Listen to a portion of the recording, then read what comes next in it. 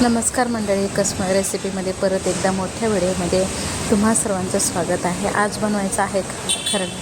कढीपत्ता आहे, हळद, जिरे, मोहरी, धने, मीठसुद्धा आपल्याला खरडा बनवण्यासाठी. वड्याला जो खरडा लागतो त्याच्यासाठी 2 किलो मिरची आहे, अद्रक घेतलेला आहे अर्धा किलो, लसूण आहे अर्धा किलो.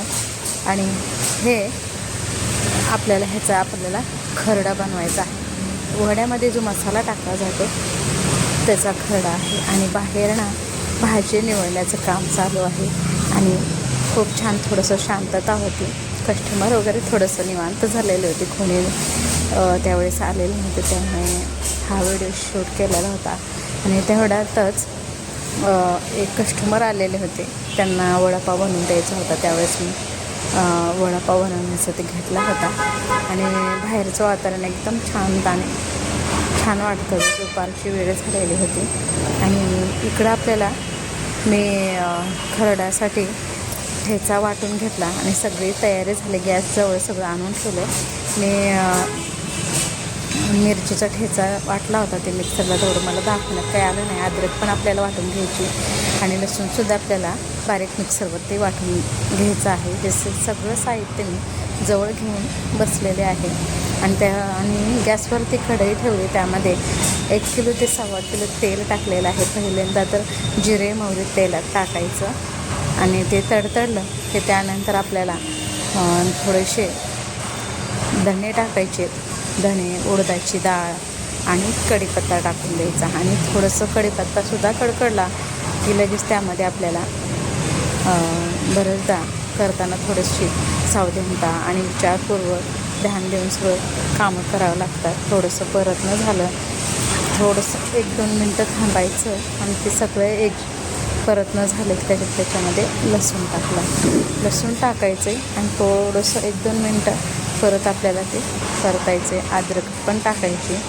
अद्रक टाकणं झालं, थोडंसं 2 मिनटं परतणं झालं, त्यामध्ये जी आपण 2 किलोचा जे ठेचा बनवला होता तो टाकायचा ठेचा. वड्यामध्ये एवढं सगळं मटेरियल आपल्याला वड्यामध्ये टाकावं लागतं. हे मटेरियल जसं 15 दिवस ते आठवडाभर चालतं. त्यानंतर मीठ टाकायचं, चवीनुसारच मीठ टाकावं लागतं. हळद टाकायची आणि हा खरडा आपल्याला फुलटणीच्या साह्याने परतून घ्यायचं. हा खरडा परतताना अर्धा तास तर परतला जातो, कारण जर कच्चा वगैरे राहिला तर वड्याचा जो मसाला तयार होतो, बटाटे उकडल्यानंतर सालं काढल्यानंतर आपण हा मसाला आवश्यकतेनुसार आपण त्यामध्ये वड्यामध्ये मिक्स करून वडा तयार करणार आहोत. त्यामध्ये जर मसाला परतला नाही चांगला लाल होईपर्यंत, तर कच्चा जर राहिला तर वड्याची जी टेस्ट असते ते सगळं बेचव लागून जाते. आता वड्याचा मसाला तिकडे झाला, थंडाई झाल्याच्या नंतर वडे तळायला घेतलेले आहेत. वड्याचे सारण टाकून एकत्र करून वडे असे चपटे करून ठेवल्याच्या नंतर वडे मी तळायला घेतलेले होते. कस्टमरची लगबग सुरू झाली होती आणि वडे तळायला घेतले होते. मोठे आवश्यकतेनुसार जसे कस्टमर येते तसे वडापाव बनवला जातो.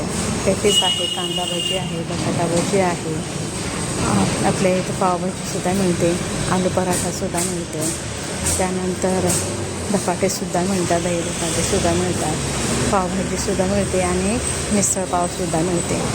आजच मार्केटवरून सगळा भाजीपाला आणला होता, त्यामुळे भाजी निवडण्याचं काम जोरात चालू होतं. ह्यांनी पण बसले होते ना, आलेले पाहुण्यांनासुद्धा बसवलं होतं. असे मजा असते ना, आजचं उद्या केलं, म्हणजे उद्याचं आज केलं तर सगळ्या दुसऱ्या दिवशी घाई गडबड अजिबात काय होत नाही. द्वारकाची ही छोटी अशी पिल्लं आहेत, खूप छान असं खेळतात, म्याऊ करतात आणि मस्त असे आमच्या द्वारकाची पिल्लं मी तुम्हाला दाखवायचं राहिलं होतं, त्यामुळे मी आत्ता दाखवलं ते. आणि बरीचशी अशी कामं असतात हॉटेलमध्ये, सगळ्यांनाच माहिती आहे, तुम्हालासुद्धा माहितीच आहे.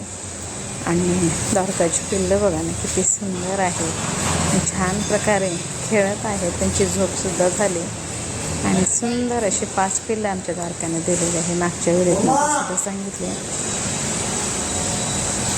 आणि